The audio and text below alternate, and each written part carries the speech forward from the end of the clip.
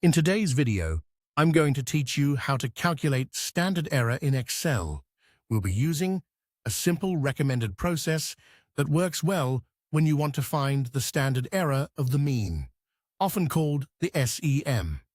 This is useful when you're working with sample data and you want to understand how much the sample mean is likely to vary from the true population mean.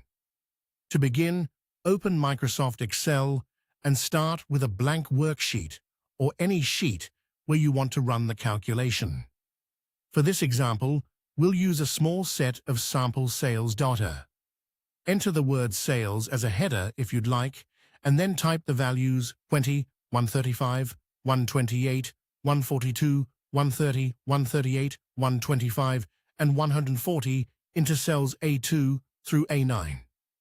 Keeping the data in one clean column makes the formula easier to read and reduces the chance of selecting the wrong range. Once your sample data is in place, click on an empty cell where you want the standard error result to appear.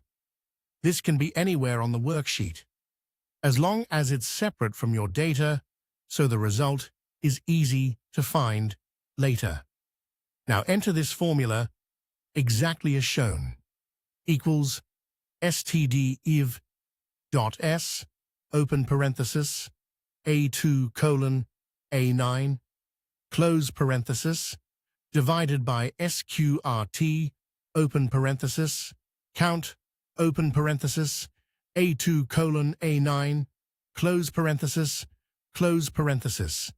In Excel format, that is STDEV S A2 9 SQRT count O2 A9.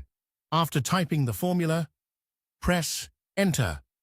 Excel will return the standard error of the mean for the selected data.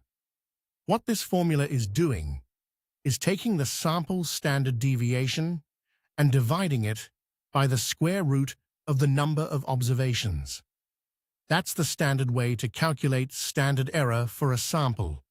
Using this example, Excel calculates the standard error based on both how spread out the sales values are and how many values are included in the sample. In general, if your data has more variability, the standard error will be larger. If you have more observations, the standard error tends to become smaller.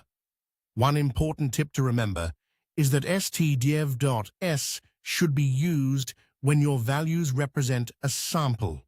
If your dataset represents the entire population rather than a sample, use STDEV.P instead.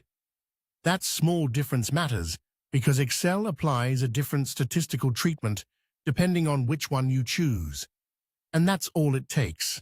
Once you know the formula, calculating standard error in Excel is quick, accurate, and easy to repeat for other datasets.